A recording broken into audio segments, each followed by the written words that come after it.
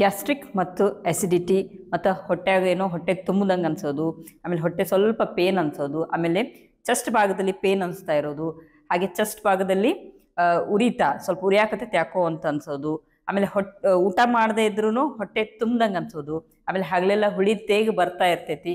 So ಎಲ್ಲ ತೊಂದರೆಗಳಿದ್ರೆ so ಪ್ರತಿದಿನ ಈ ಆಸನಗಳನ್ನು ಪ್ರಾಕ್ಟೀಸ್ ಮಾಡಿದ್ರಿ ಅಂತಂದ್ರೆ ಈ ಎಲ್ಲ ತೊಂದರೆಗಳಿಂದ ಮುಕ್ತಿ ಹೊಂದಿರಿ. ಹಾಗೆ ನಿಮ್ಮ ಡೈಜೆಸ್ಟಿವ್ ಸಿಸ್ಟಮ್ ಏನೈತಲ್ಲ ಸೊ ಅದು ಇಂಪ್ರೂವ್ಮೆಂಟ್ ಆಗ್ತೈತಿ.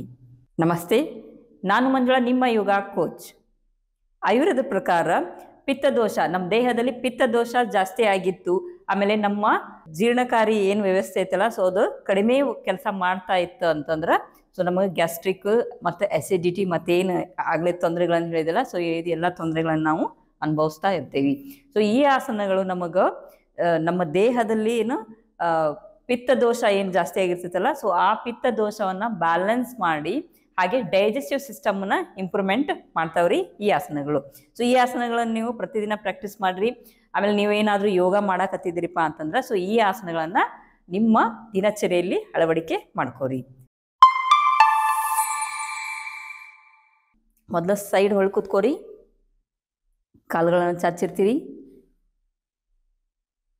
ಸೊ ಕಾಲುಗಳನ್ನು ಚಾಚಿ ಇಲ್ಲಿ ಟ್ಯಾಪ್ ಮಾಡಿರಿ ಮೊದಲು ಒಂದು 5 ಬಾರಿ.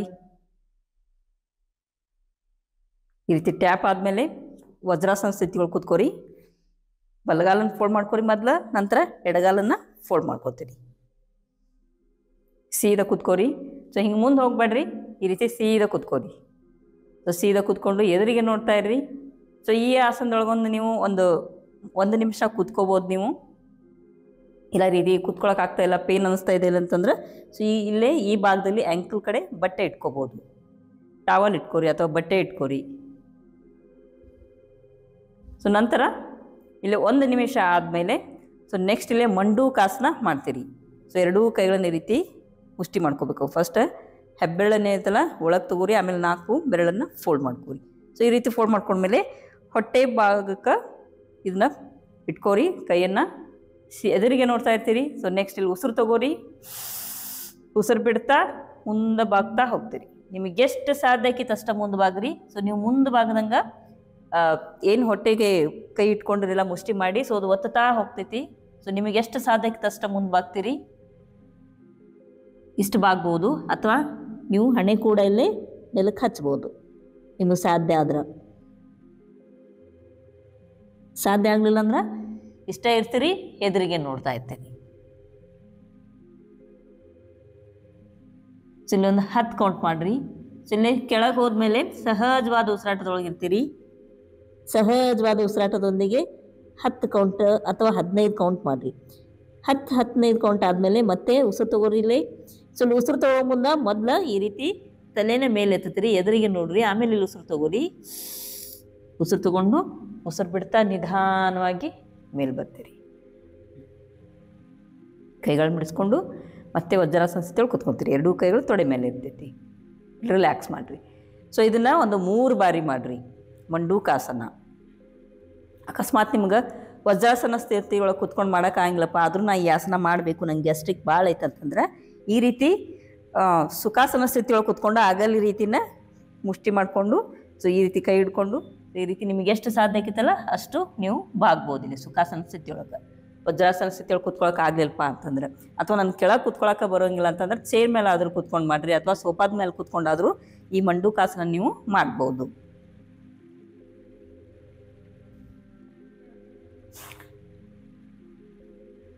ಸೊ ಮಂಡೂಕಾಸನ ಆದಮೇಲೆ ಸೊ ನೆಕ್ಸ್ಟ್ ಕಾಲನ್ನು ಬಿಡಿಸ್ಕೊರಿ ಒಂದೊಂದು.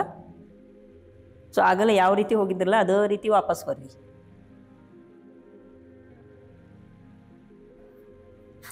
ಸುಗಿ ಮಲ್ಕೊಂಡು ಮಾಡೋ ಕೆಲವು ಆಸನಗಳನ್ನು ಮಾಡೋಣ್ರಿ. ಮಲ್ಕೋತೀರಿ. ಸೊ ಮಲ್ಕೊಂಡು ನೆಕ್ಸ್ಟ್ ಸೈಕ್ಲಿಂಗ್ ಮಾಡ್ಕೋರಿ. ಇಲ್ಲೇ ಒಂದೊಂದು ಕಾಲನ್ನು ಫೋಲ್ಡ್ ಮಾಡ್ಕೋರಿ. ಫೋಲ್ಡ್ ಮಾಡ್ಕೊಂಡ್ಮೇಲೆ ಸ್ವಲ್ಪ ಸೊಂಟ ಭಾಗವನ್ನು ಮೇಲೆ ಎತ್ತಿ ಈ ರೀತಿ ಮಲ್ಕೋತೀರಿ. ಸೊ ನೆಕ್ಸ್ಟ್ ಎರಡೂ ಕಾಲುಗಳನ್ನು ಈ ರೀತಿ ತೊಗೊಂಬರ್ರಿ. ಸೊ ಇಲ್ಲಿಂದ ಸೈಕ್ಲಿಂಗ್ ಸಹಜವಾದ ಉಸಿರಾಟದೊಂದಿಗೆ ಈ ರೀತಿ. ಸೊ ಇಲ್ಲಿ ಸೈಕ್ಲಿಂಗ್ ಮಾಡೋಕ್ರ ಒಂದು ನೆನ್ಪಿಟ್ಕೋರಿ. ಸೊ ಏನಂತ ತೊಡೆ ಭಾಗದಿಂದ ಕಾಲುಗಳು ಕೆಳಗೆ ಮೇಲೆ ಬರಬೇಕು. ಸೊ ಈ ರೀತಿ ಮಾಡಕ್ಕೆ ಹೋಗ್ಬೇಡ್ರಿ, ತಪ್ಪು. ಸೊ ಇಲ್ಲಿಂದ ಇಲ್ಲಿ ತನಕ ಅಷ್ಟು ಮಾಡ್ಲಿಕ್ಕೆ ಹೋಗ್ಬೇಡ್ರಿ. ಸೊ ತೊಡೆ ಭಾಗದಿಂದ ನಮ್ಗೆ ಕಾಲು ಕೆಳಗೆ ಮೇಲೆ ಬರಬೇಕು. ಸೊ ಈ ರೀತಿ ಮಾಡ್ಬೇಕಾರೆ ನೋಡ್ರಿ, ತೊಡೆ ಭಾಗ ಹೊಟ್ಟೆ ಭಾಗ ಪ್ರೆಸ್ ಕೊಡ್ತೈತಿ, ಆಮೇಲೆ ಮತ್ತೆ ಮೇಲೆ ಹೋಗ್ತೈತಿ ಈ ರೀತಿ. ಸೊ ಎಲ್ಲ ಆಸನಗಳು ಕೇವಲ ಗ್ಯಾಸ್ಟ್ರಿಕ್ ಮತ್ತು ಅಸಿಡಿಟಿಕ್ ಸಮಸ್ಯೆಗೆ ಅಷ್ಟೇ ಅಲ್ಲ, ಸೊ ಇನ್ನೂ ಹಲವಾರು ಬೆನಿಫಿಟ್ ನಮಗೆ ತಂದು ಕೊಡ್ತಾರೆ, ಪ್ರಯೋಜನಗಳನ್ನು. ಅದನ್ನು ನಾವಿಲ್ಲಿ ಗ್ಯಾಸ್ಟ್ರಿಕ್ ಸಂಬಂಧ ಆಮೇಲೆ ಎಸಿಡಿಟಿ ಸಂಬಂಧ ಮಾತಾಡಕತ್ತೀನಿ ಅಂತಂದಮೇಲೆ ನಾನು ಇದ್ರದಷ್ಟು ಲಾಭಗಳನ್ನು ನಾನು ಇಲ್ಲೇ ಹೇಳ್ತಾ ಇದ್ದೀನಿ. ಸೊ ಈ ರೀತಿ ಇದನ್ನು ಒಂದು 20 ಬಾರಿ ಮಾಡಿರಿ. ಸೊ ನೆಕ್ಸ್ಟ್ ಹಿಂದಿನಿಂದ ಮುಂದೆ ಈ ರೀತಿ ಸಹಜವಾದ ಉಸಿರಾಟದೊಂದಿಗೆ ಮಾಡಿರಿ. ಅವಸರ ಮಾಡೋಕ್ಕೆ ಹೋಗ್ಬೇಡ್ರಿ, ನಿಧಾನವಾಗಿ ಮಾಡಿರಿ.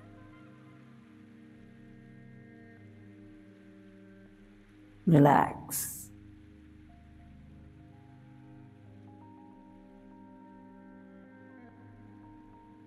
ನಂತರ ಕಾಲುಗಳನ್ನು ಚಾಚ್ರಿ, ರಿಲ್ಯಾಕ್ಸ್ ಆಗ್ರಿ. ಇಲ್ಲೇ ಇನ್ನೊಂದು 15 ಅಥವಾ 20 ಬಾರಿ ಮಾಡಿರಿ ಸೈಕ್ಲಿಂಗು.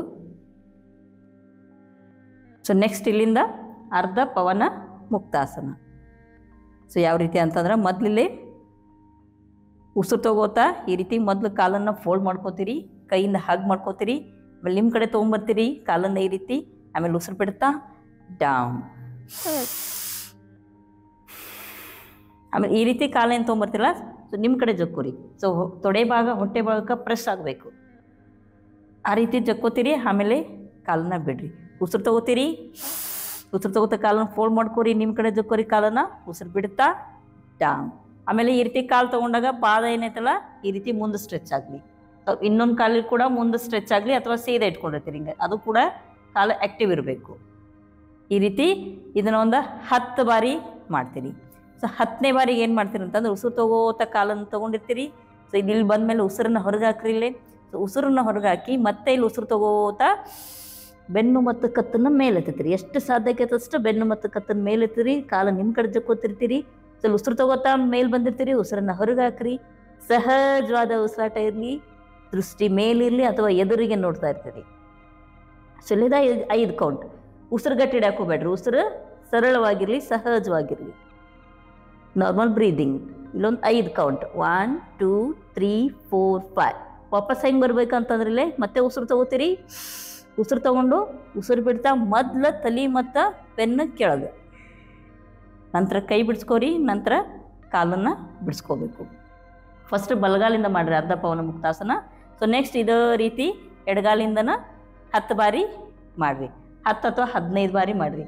ಮತ್ತು 10 ಮಾಡಿದಾಗ 10ನೇ ಬಾರಿಗೆ ಆಗಲೇ ರೀತಿ ಹೇಳಿದ್ನಿಲ್ಲ ಅರ್ಧ ಪವನ ಮುಕ್ತಾಸನ, ಸೊ ಆ ರೀತಿ ಮಾಡಬೇಕು. ಅಲ್ಲಿ ಕೂಡ ಸಹಜವಾದ ಉಸಿರಾಟದೊಂದಿಗೆ 5 ಕೌಂಟ್. ಸೊ ನೆಕ್ಸ್ಟು ಸುಪ್ತ ಮತ್ಸ್ಯೇಂದ್ರಾಸನ. ಫಸ್ಟ್ 2 ಕಾಲನ್ನು ಫೋಲ್ಡ್ ಮಾಡ್ಕೊರಿ ಇಲ್ಲಿ. ಸೊ ಒಂದು ಆಸನ ಆದಮೇಲೆ ನಡಕ್ಕೆ ನೀವು ರೆಸ್ಟ್ ತಗೋರಿ, ನಿಮಗೆ ಎಷ್ಟು ಸಾಧ್ಯಕ್ಕಿತ್ತಷ್ಟು.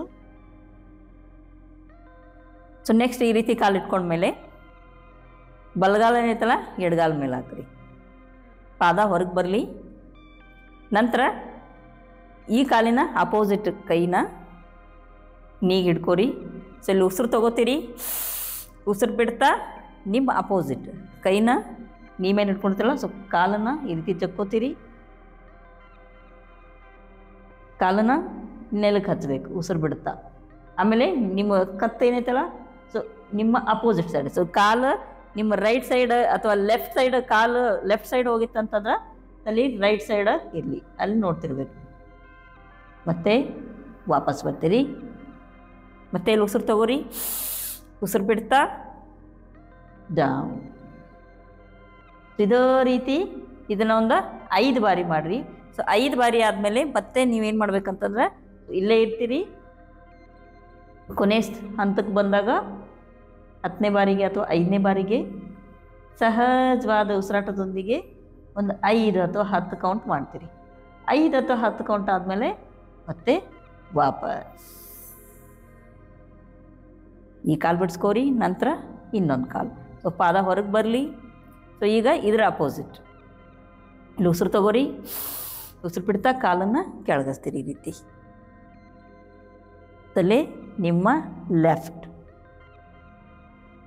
ಮತ್ತು ಮೇಲೆ ಬರ್ರಿ, ಮತ್ತೆ ಉಸಿರು ತಗೋತಿರಿಲ್ಲೇ, ಉಸಿರು ಬಿಡ್ತಾ ಡೌನ್.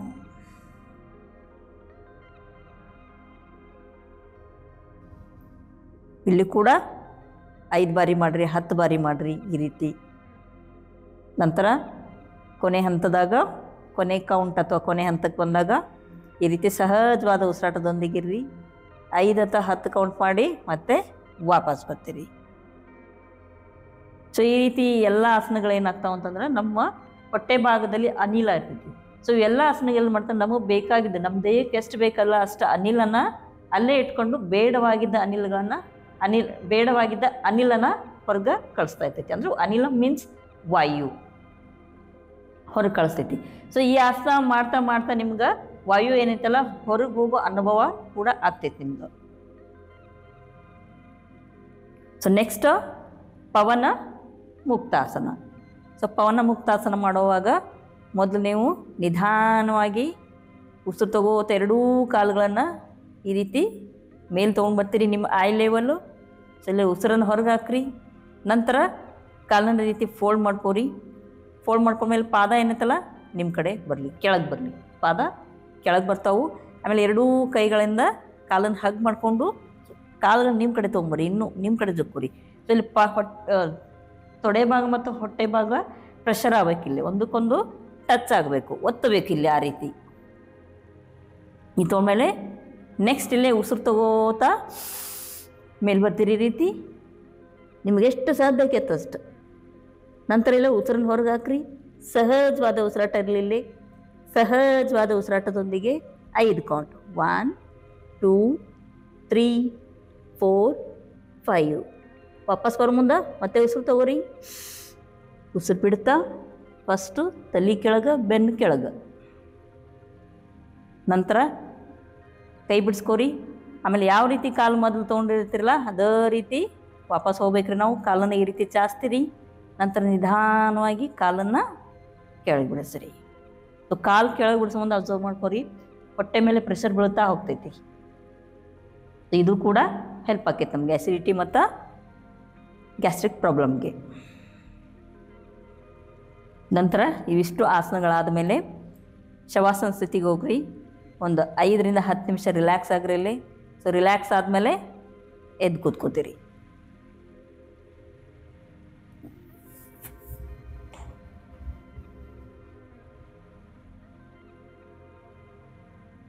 ಸೊ ಈ ಎಲ್ಲ ಆಸನಗಳನ್ನು ಪ್ರತಿದಿನ ನೀವು ಪ್ರಾಕ್ಟೀಸ್ ಮಾಡಿರಿ. ಆಮೇಲೆ ಎಲ್ಲ ಆಸನಗಳನ್ನು 3 ಬಾರಿ ಮಾಡಿರಿ. ಈ ವಿಡಿಯೋ ಇಷ್ಟ ಆದಲ್ಲಿ ಲೈಕ್ ಮಾಡಿರಿ, ಶೇರ್ ಮಾಡಿರಿ, ಸಬ್ಸ್ಕ್ರೈಬ್ ಮಾಡಿರಿ ಮತ್ತು ನಿಮ್ಮ ಅನಿಸಿಕೆಗಳನ್ನು ಕಮೆಂಟ್ ಮೂಲಕ ತಿಳಿಸಿ. ಯೋಗ ಸಾಧನೆಗೆ ಜಯವಾಗಲಿ.